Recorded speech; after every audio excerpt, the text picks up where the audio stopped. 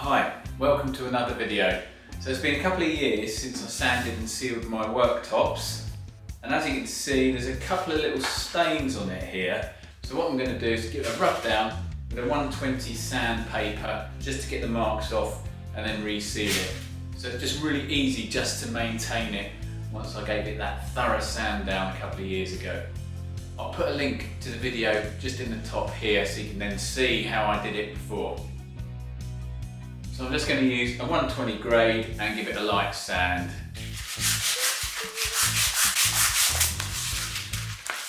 And try not to press too hard with my fingers so it indents it. Just keep the pressure even as I'm sanding.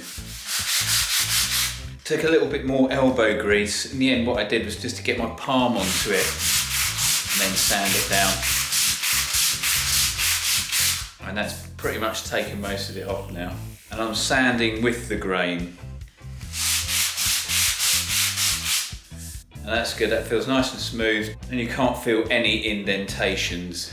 I'll just give the rest of it just a light sand and then I'll clean it all up. Okay, now just to hoover up all the dust and get it nice and clean before I seal it.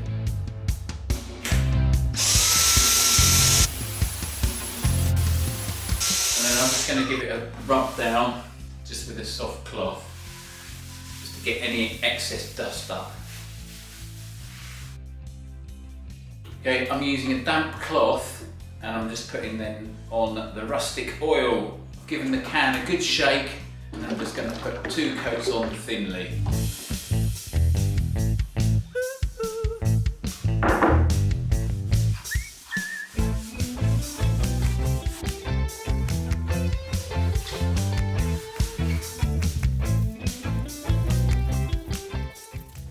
Okay, it's just drying and then I'll give it another coat.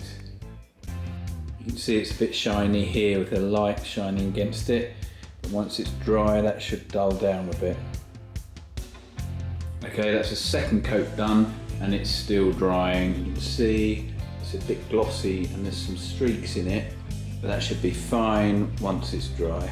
Okay, it's been drying overnight and as you can see it's looking much better than it was before. I think it needs another coat or just a touch up on this bit. You can see it's quite light here. So I'll just put a little bit more of the Junkers oil on that section so it blends in. Thanks for watching and remember to subscribe for some more DIY videos.